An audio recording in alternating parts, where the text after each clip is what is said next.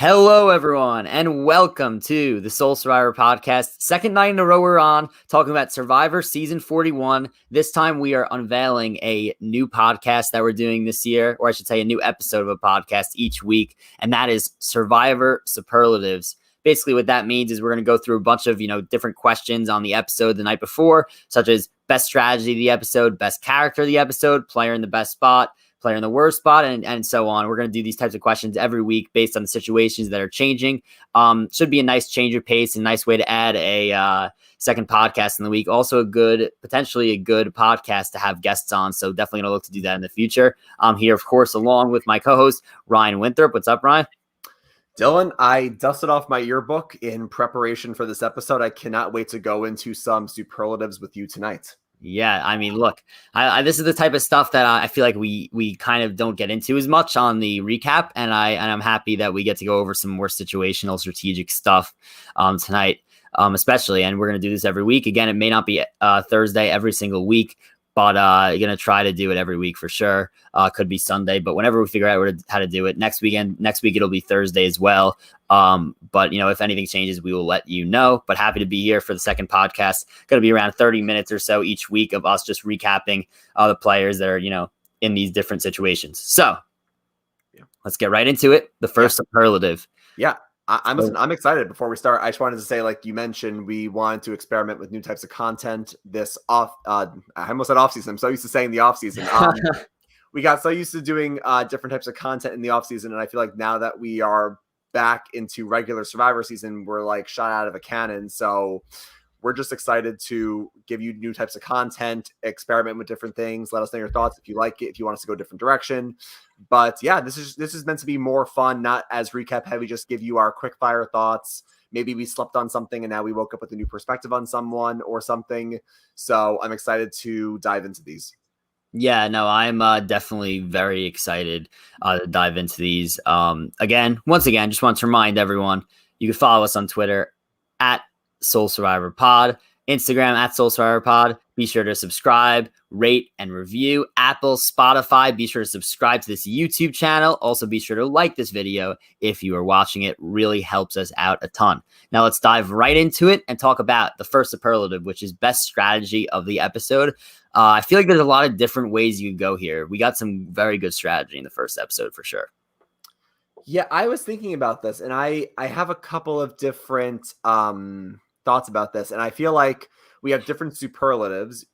It's funny because we're looking at our private chat. Anyone watching can't see our private chat, but I'm trying to think about this because I kind of want to do a fun thing just for a little challenge for myself where I want to give my best answer, but I don't want to have like repeat people. So I'd rather have somebody not win the same superlative twice. So if I had to pick the best strategy, because I want to save somebody else for another category here, I feel like a good strategy moment or the best strategic move of the episode, I'll give to the Yellow Tribe. I'll give it to Yase with Evie, because I feel like we didn't see a lot of them. The episode was mainly about Ua and what was going on with JD and Sarah and Shan and Ricard. And we didn't see a lot of Luvu, the Blue Tribe, either. But with Evie, and the Yellow Tribe, I feel like it would have been so easy for them to just vote off Tiffany. And Dylan said we have to support Tiffany from our stomping grounds. And I feel like, Abraham throws out her name. She jumps in the water.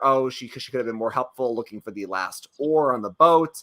And I feel like Evie was someone like Ricard, who seems kind of, she knows the game. She seems kind of polished. And she picks up on the fact that if I get rid of Tiffany, that could be getting rid of a number for me because she can work with me. But not only that, I don't want the guys to get into a trend of picking off the girls and then, okay, we get rid of one girl. Who's next? Let's just get rid of Evie next and keep Liana. So Evie, I could think a mark of a good player is if you can see where the trends are going. And Evie says, if I get rid of this number, I could also be next. So I liked how she flipped the script. And instead of maybe we got like a 3-3 split guys and girls, she managed to convince Voce and Xander to go along with her to vote out Abraham. Yeah, I definitely think Evie had a solid episode in terms of strategy. Now, for my pick, I'm between a couple of people. I think ultimately I'm going to go back to that same tribe though and take Xander. I thought Xander had a very strong episode strategically. He's somebody that blew me away in terms of strategy, and I think the main reason is that, first of all, He did a good job socially of clearly coming off as a guy who could be trusted. Okay, that's step one. And picture this guy is only 20 years old. He's 3 years younger than me. Like that to me, for me to think about that, that's crazy.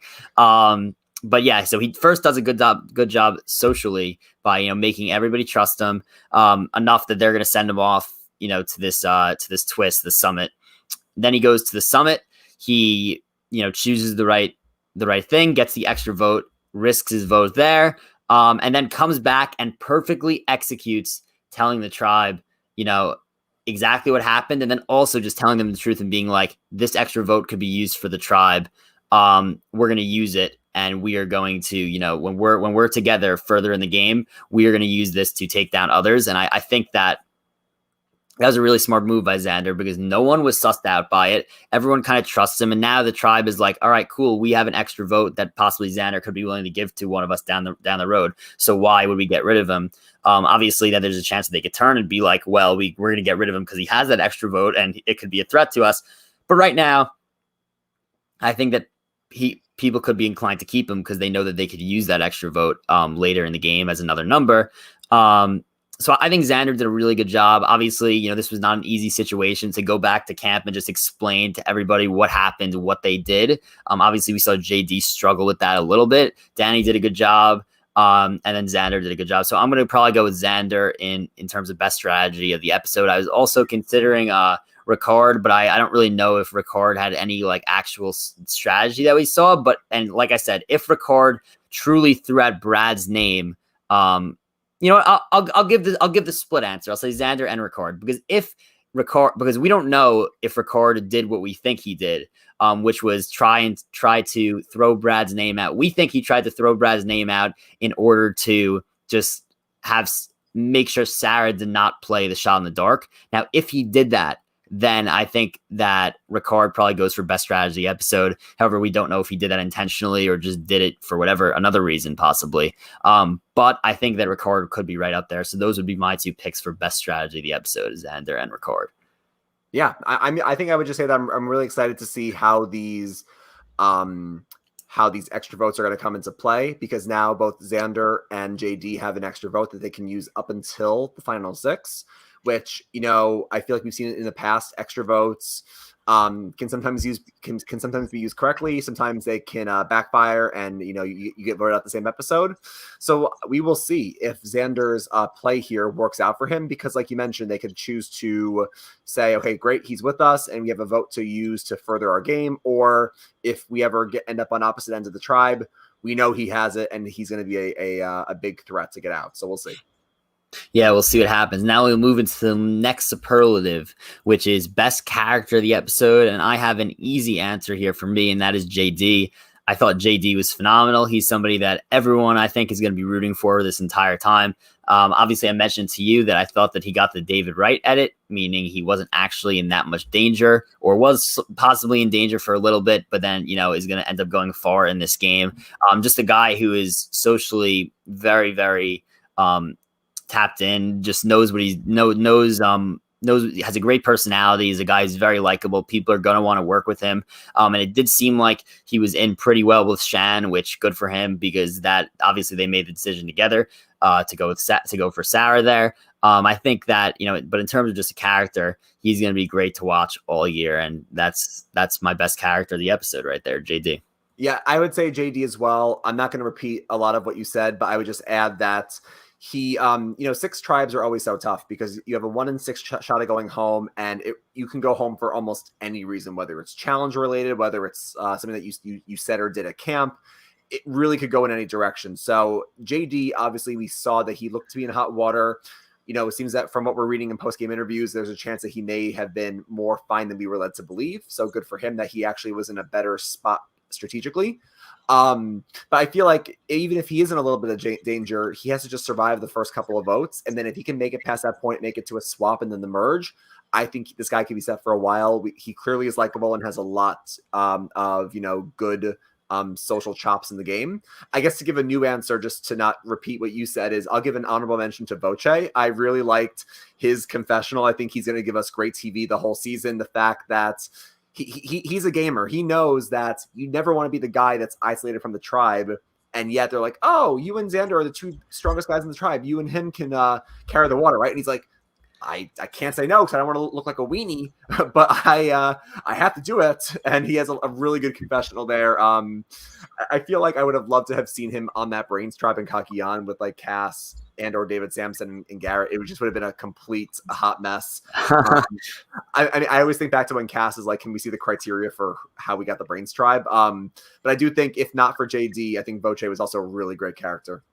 Yes, I do agree with that. Now let's move to the next superlative and go with player in the best spot. I'll let you take this one first since I've taken took the last one. Yeah, we may have a similar answer on this one as well. And it's funny because I wanted to pick her for the first two, but I saved her for this. It's Chantal. Because I could have said she had the best strategy because she's clearly one of the best positioned players in the game right now. Like I don't think anybody's looking to target her at this time at all. So she's positioned well strategically, and obviously she has her own theme music already, and the show made a theme music right like after her. So she's a great character as well, but I'll save her for this superlative because, as I mentioned, she gets back from the challenge and she says, I know that I was one of the reasons why we lost today. So I could be at the bottom, but everyone's including me in their conversations. So I'm positioned well strategically, and I have a lot of options of where to go in this vote. And I was talking to Dylan actually before the podcast, and we were saying how other podcasts were referencing last night, mainly Steven on Know-It-Alls, was saying there was a big parallelism between JD and Shan, where they're both making inroads and making relationships, but JD's doing it a bit more open and blatant and out front, and everybody catches it right away. And Shan is way more subtle about it, and she uses a lot of like active listening. She uses a lot of empathy. She probably has a good emotional intelligence. So I feel like Shan, as of right now, one episode in, is in a great spot. Yeah, I do agree. Shan would be my pick as well for player in the best spot. Every single person is going to her, and she's socially tapped in with everybody in the tribe, which is obviously how you want to be. She got no votes. If I had to pick another player other than you, I would say Evie's also in a great spot. She kind of seems to be the Shan of that tribe, where at least it looks like that everyone's going to her. At least, Tiffany is definitely going to her. Liana's, working with her. And I think, possibly it could end up being one of David or Xander working with her as well. And obviously they could win out immunities as a tribe, and then they have a strong five. But I think that she's kind of tapped into everybody else on that yellow tribe. So yeah. I would go with Evie as well as Shan. Yeah, I would say before we move on, one person I want to mention, because I don't think either of us are going to say her for these superlatives tonight. We didn't talk a lot about Liana last night. Liana had a pretty quiet episode. I think she only had like one or two confessionals. Her main point of interest was Evie and her made like a final two deal, or they made an alliance on day one. And I feel like from what we saw in the bios, I think Dylan and I both liked Liana, thought she had potential in the preseason. And I feel like if Evie is someone like, okay, I don't want to compare her to like Sophie Clark, but like Sophie obviously is very strategic and everybody saw it. I'm wondering if Evie comes out front and she's a very big strategic player and people start to like tap into that and say, we have to get rid of her. I feel like Liana could be like that number two where she's not going to be targeted. So I feel like Liana, I wouldn't say she's like in the best spot in the game. I think that's obviously Shan or Evie, but I feel like if anything happened to Evie, Liana, I think would be positioned pretty well, I think. Yeah, I think that's definitely a good point. Good call there. Now we're going to move on to our next superlative, which is player or players in the worst spot. I have an answer for this that may be a little, I don't know if this is, I wouldn't say this is off the map, but I think this very well could be the next boot. And that's Nazir. I think that he did a very poor job yesterday. And just in terms of just socially getting acclimated to the tribe.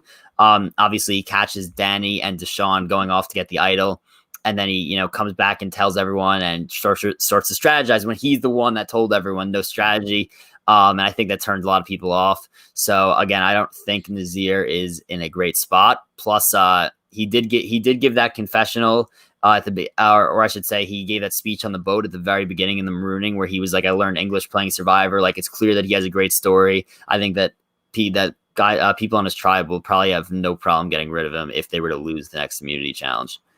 Yeah, it's weird. I wanted to say that Nazir was unlucky because I feel like a lot of times if you mention that people are looking for an idol, they can, they themselves can become the target. But Sydney ran right back to the guys and kind of just threw him under the bus and said he was mentioning that you were looking for idols. So He got a little bit unlucky, but I will agree with you and say I think he's in the worst spot, not only because I think of what we just said, but one thing we saw in the next time on Survivor, and you never want to read into this because they always want to throw you off, so I'm not citing it as a source, but we do say that we do see Sydney mention how Nazir is doing a lot around camp, and they want to learn from him because he grew up in Sri Lanka. He knows his way around, the wilderness, and he has a lot of great life experience to help them in the game, but they want to use his knowledge and then vote him out. Again, you can't rely on that. There's a chance that Luvu wins immunity once again, and that's not even an issue. But if they do go to tribal, unless we see something brand new from the blue tribe, I think Nasir could be in a sticky situation.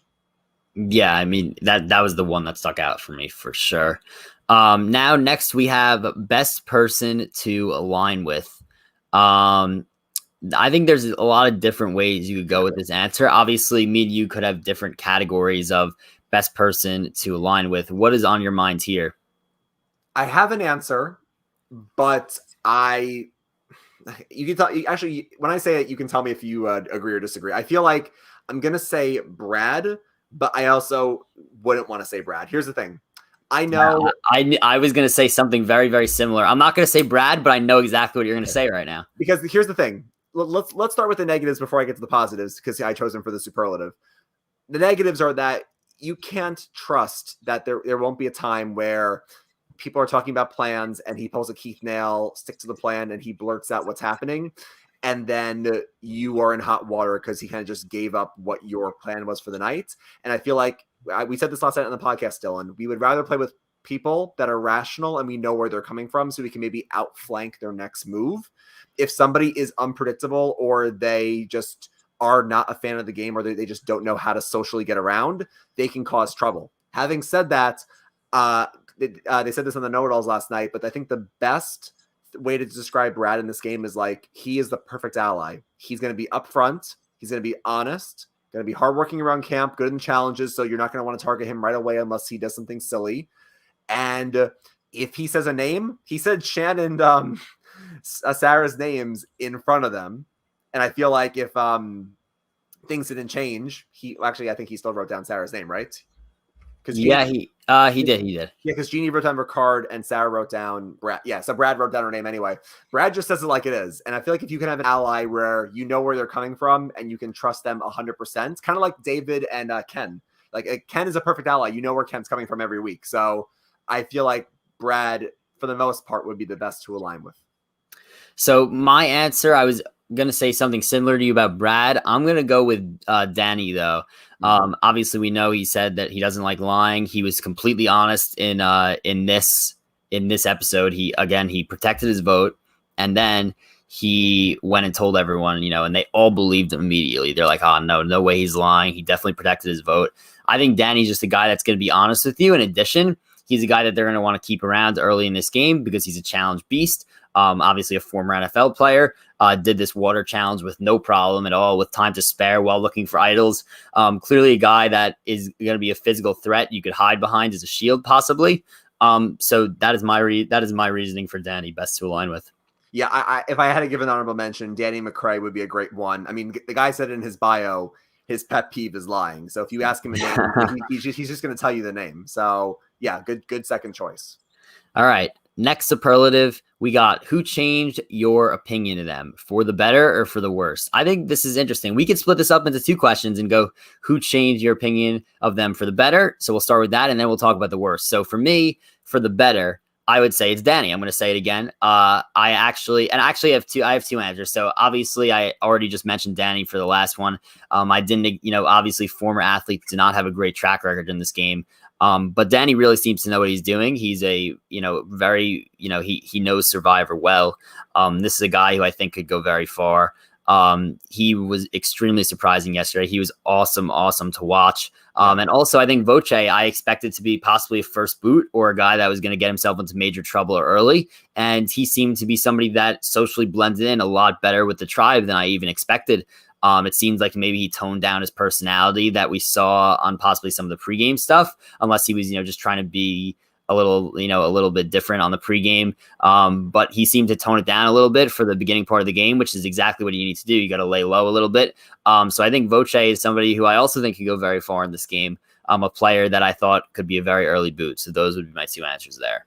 Yeah, if I had to give two people for this, I also would agree with Voce. I think we said this before where, from the preseason, we saw like, okay, this guy could go far or he could flame out quick. And he's a neurosurgeon. He's very particular. He hates people that are not, either like clear in how they speak or, like, I think his phrasing was, I don't have time for idiots or I don't have time for like imbeciles. So all you need is somebody on the Yellow Tribe to make one stupid thing with building the shelter, and Voce could have gone off. And I feel like he seems very likable and funny at the moment, so he definitely gave me a better perspective on it at the moment. And another person I would say, actually, and I gotta give credits, I feel like I'll say like Tiffany/Jeannie. I feel like we said this before. There's an unfortunate trend in Survivor where, especially if there's no clear target, the older woman who might not be able to help you in challenges sometimes tends to go early on. It's a trend that we see a decent amount in Survivor. And I feel like we saw Jeannie is really well insulated in that tribe. People like her a lot. She's telling her backstory about her and her partner. And I feel like Jeannie, if she can slide past the first few weeks, can make a deep run in this game because she's very likable and people see. I mean, she said in Tribal Council when Jeff's like, are we good to vote? And Brad was like, I'm good. And Jeannie said, I'm staying loyal. So I think people will believe her in that. So I think she's in a good spot in terms of I thought she could have gone early, but she seems like she's positioned well. And then quickly, I would say before we go to worse opinion, Tiffany, I mean, she could have easily been the first boot last night, but I feel like she has some spunk. She has some firepower behind her. And I feel like she also, if she can make it past the first few weeks, I think she could be a good player if she's with the right allies. Yeah, I was also going to say Tiffany, the dark horse, as somebody who I think improved my vision of her. I thought she could be a first boot, and it seems like she's very, aware of everything going on in a decent spot now that she survived the first vote as well. So yeah, I think she changed my opinion as well. But now let's move to player who changed your opinion of them for the worst. I'm curious to see what you have to say here. So I have two people again. I feel like we're kind of cheating. I feel like for the most part we said one person, and now I'm going to just pick two or honorable mentions. I guess an easy one would be, I guess I hate to repeat, but Nazir. I feel like he can bounce back. I'm not saying that he's guaranteed next one out 100%. But I feel like I think you said it perfectly. I don't mind him going to peak and see them looking for idols because that gives him information that he can use in the game later. Here's the problem, though. You can't say to the guys, look, if you want to do the water challenge for us, we would appreciate it, and we promise we will not do strategy talk. And then as soon as you see them going to look for an idol, you scurry back and say it. It's not a good look. Not only for you, but also people are going to say, like, even if they are looking for idols, like, why would you do that? And even more, if I ever look for an idol and I'm your ally, how do I know you're not just going to go tell the next person that I was out doing something else? So he could have at least waited for them to lose the challenge and then say something. Like, he just said it right away. So I feel like he kind of just went a few notches down in my book. Maybe he can bounce back. But that's my main answer for Nazir. And then my second person, who did I have?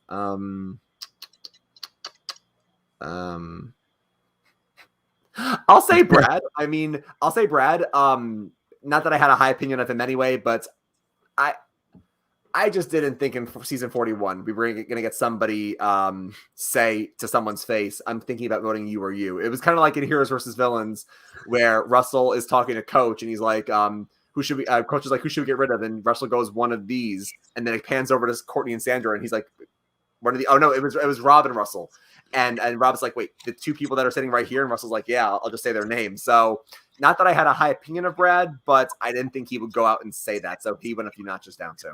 Yeah, for me, I would also say Nazir probably changed my opinion for the worse. Just because he did make that mistake.